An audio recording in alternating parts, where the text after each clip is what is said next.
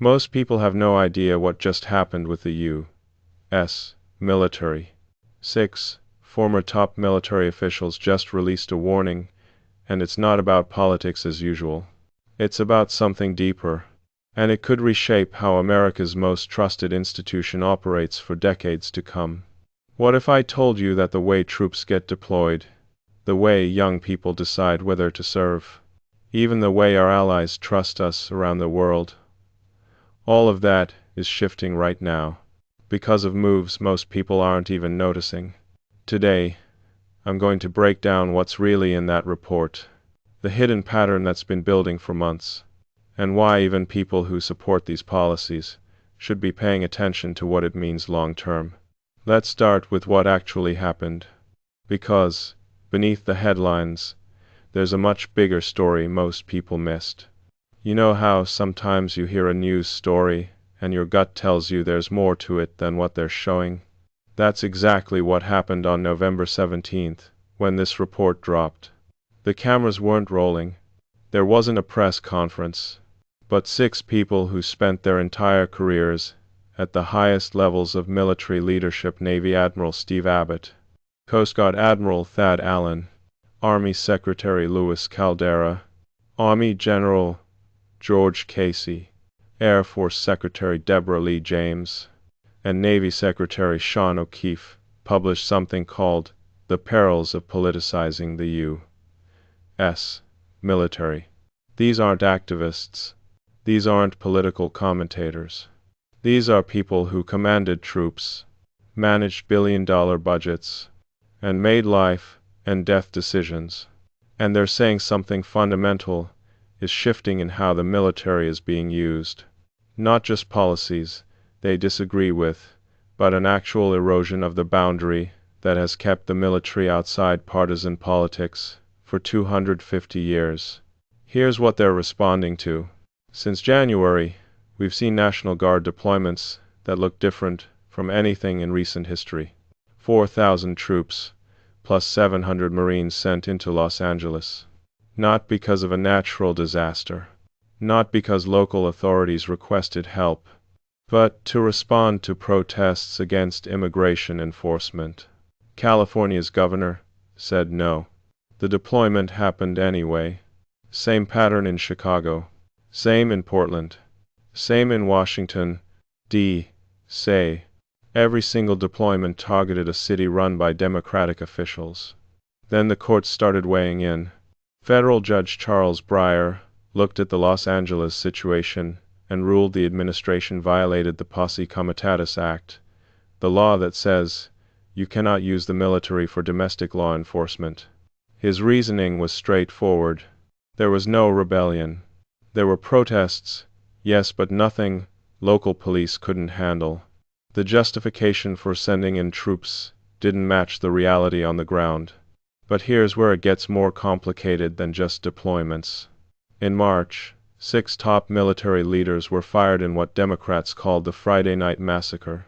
Among them, the only female 4-star officer in the entire military. The official reason? They were never given one. But Defense Secretary Pete Hegseth had been talking for months about replacing woke officers with ones focused on lethality. Then there were the rallies. Trump spoke at Fort Bragg in June, and instead of talking about military readiness or thanking troops for their service, he spent an hour attacking Biden, mocking Gavin Newsom, criticizing Democrats. Active duty soldiers in uniform sat there listening. Some were reportedly handpicked based on political views. MAGA merchandise was sold on the base. Military.com called it blurring the long-standing and sacrosanct line between the military and partisan politics. The 6 former officials put it this way in their report. When service members, senior leaders, or military symbols are perceived as aligned with political agendas, the public begins to see the institution as partisan rather than national, and once eroded, that trust is difficult to rebuild. Think about that phrase for a second. Once eroded, that trust is difficult to rebuild. They're not saying this might happen. They're saying it's already happening. National Guard troops, deployed to Los Angeles, told family members They felt like pawns in a political battle they never signed up for.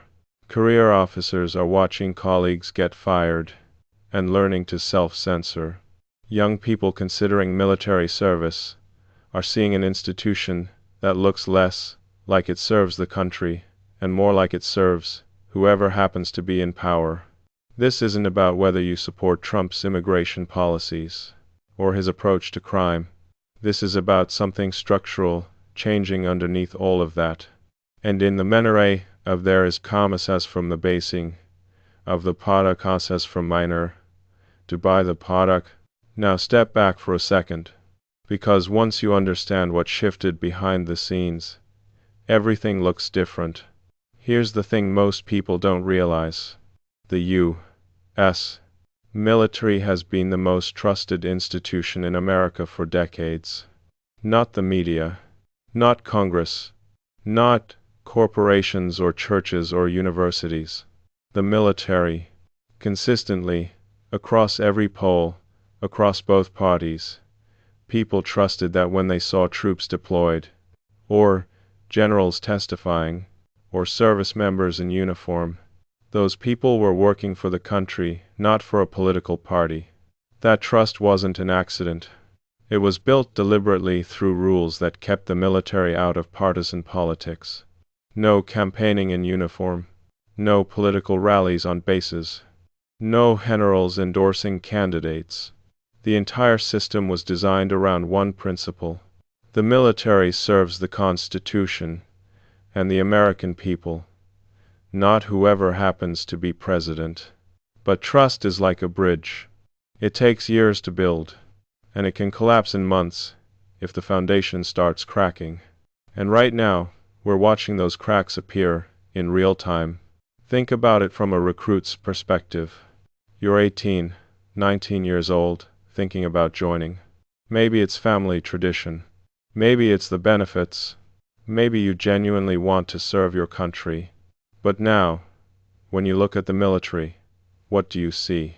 You see troops deployed to American cities based on what looks like political calculations, every city run by the other party. You see high-ranking officers fired with no explanation except they weren't loyal enough. You see active duty soldiers sitting through political speeches, attacking half the country. If you're a kid from a Democratic family, you start wondering, is this institution really for all Americans, or just for some? If you're from a Republican family, you might feel good about it now. But what happens when the other party takes power and uses the military the same way? The report from those 6 former officials spells it out clearly. This loss of trust makes it harder to recruit across the political spectrum, harder to retain talent, and harder to reassure allies and deter adversaries abroad. Let's break down what that actually means in practice. Recruitment is already struggling. In 2023, the military faced a 41,000 troop shortfall, the worst recruiting year since 1940. That was before any of this current politicization. Imagine trying to convince young people to join now, when the institution looks less like a unifying national force, and more like it's being used as a political tool. Retention is even more revealing. The military depends on experienced, mid-level officers and senior enlisted personnel, people who've been in for 10, 15, 20 years. These are the people who actually run things day to day, who train new recruits, who maintain institutional knowledge, and many of them are watching what's happening and quietly updating their resumes. Not because they disagree with specific policies, but because they signed up to serve their country, not to be extras in political theater. Then there's morale. Imagine you're deployed.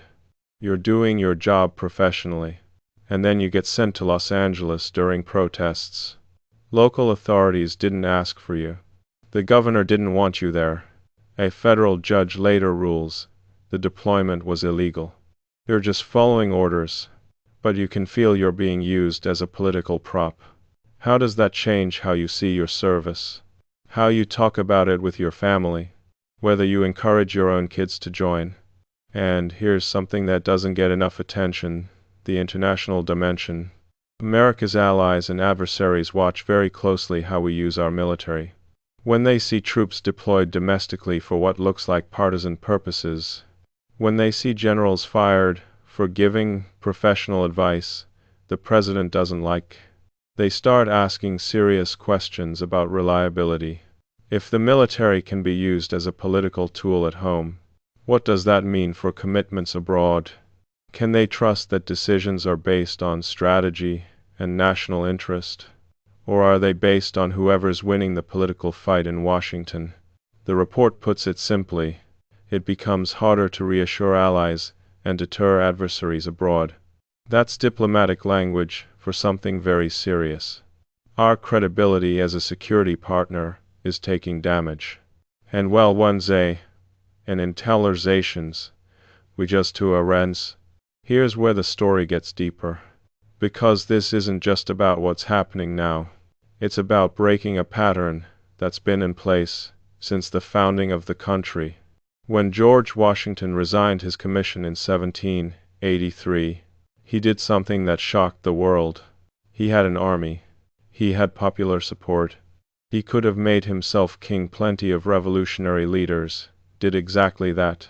Instead, he walked away. He established a principle: military leadership serves the nation, not personal ambition. That single act set the standard for everything that came after. The founders were obsessed with one question: how do you build a military strong enough to defend the country, but not so powerful that it threatens democracy? Their answer was to deliberately keep the military out of politics.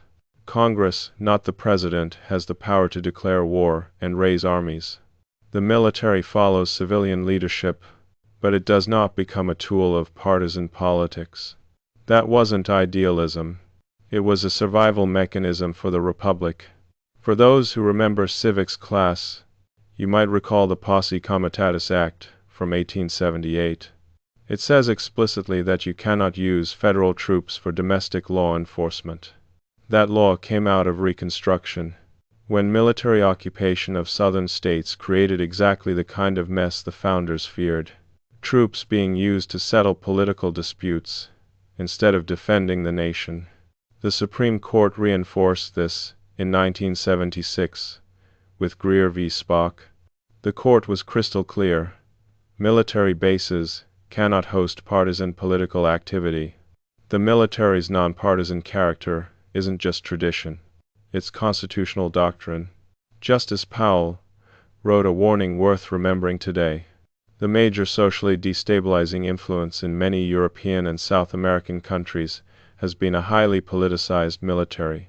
Think about what he meant by that. When the military becomes political, civilian control collapses.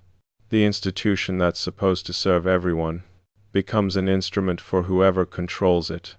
And history shows what happens next. It never ends well. We've seen this pattern play out around the world. Canada, in 1970, the October crisis. Prime Minister Trudeau invoked emergency powers and deployed troops domestically. Even though there was a real threat, the deployment restricted freedoms and sparked years of political backlash. And that was with legitimate justification and temporary limits. More recently, South Korea, in December 2024, President Yoon Suk Yeol, frustrated with an opposition-controlled legislature, declared martial law, sent troops to occupy the National Assembly. The move failed because the military itself refused to fully comply, and the public rose up. But the damage to South Korea's democratic credibility was immediate. Or Turkey, after the 2016 coup attempt, President Erdogan used emergency military powers to purge opponents, jail journalists, rewrite the constitution, and consolidate personal control. The military went from being a check on power to being an instrument of it. Turkey's democracy hasn't recovered. The pattern is consistent. A leader invokes a crisis, real or manufactured. They deploy military forces domestically. They justify it with appeals to order, security, national interest. And in the process, they erode the boundaries that keep military power separate from political power. What made America different is that we built those boundaries carefully and maintained them consistently. Yes, there were clashes. Truman firing MacArthur, Eisenhower disagreeing with Ridgway, but those were about strategy, not about using troops as political props. The military gave professional advice. Civilian leaders made decisions. And crucially, the military was never deployed domestically to advance one party's agenda against another.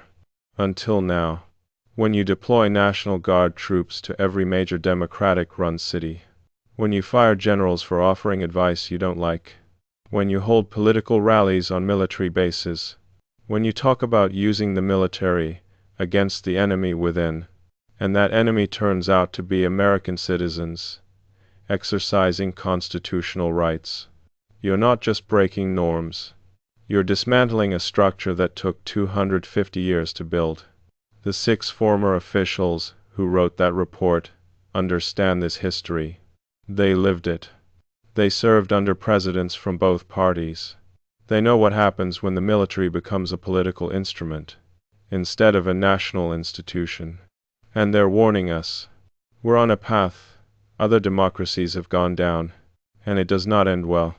And ours dotted exemplis in the 5 Rauente, and the writing is the visualing in the 5 Rauente. So let's talk about where this is actually heading, because the story doesn't stop with that report. Right now, as we're having this conversation, Trump is weighing military options for Venezuela.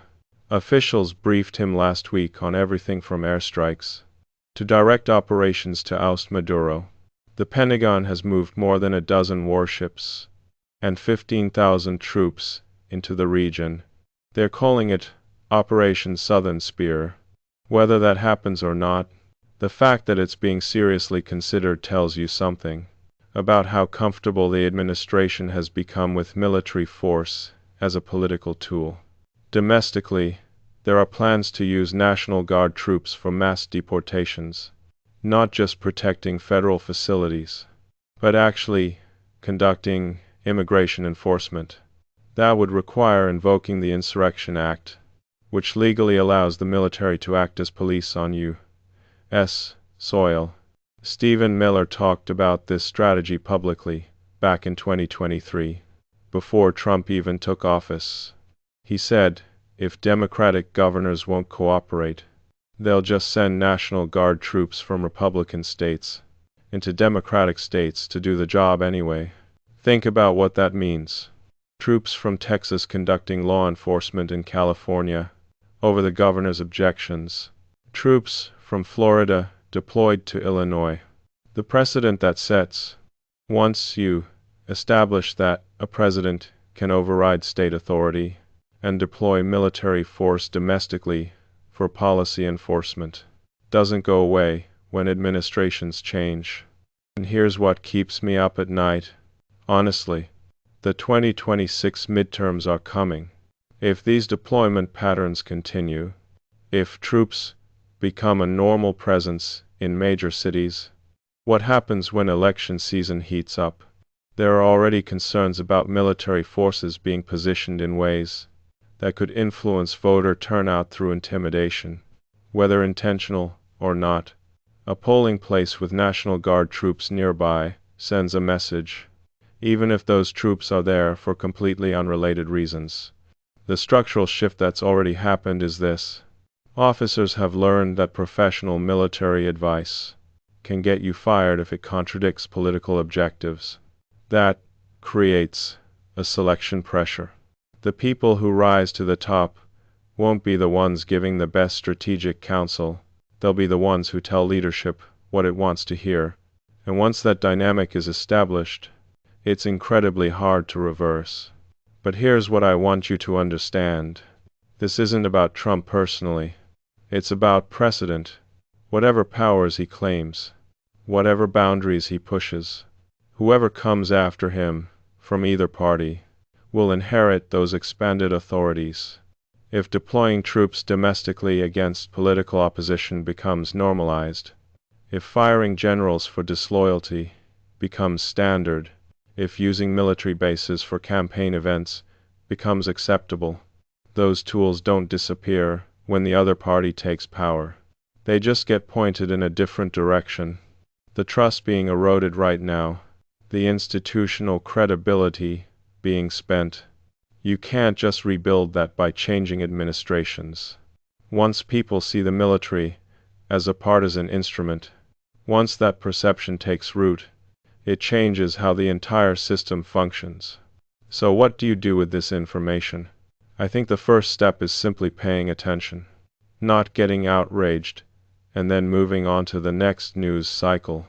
Actually watching how these patterns develop, asking questions about justifications for deployments, noticing when military force gets used, and whether the stated reasons match the reality on the ground, and have conversations, not arguments, conversations, with people who see this differently than you do.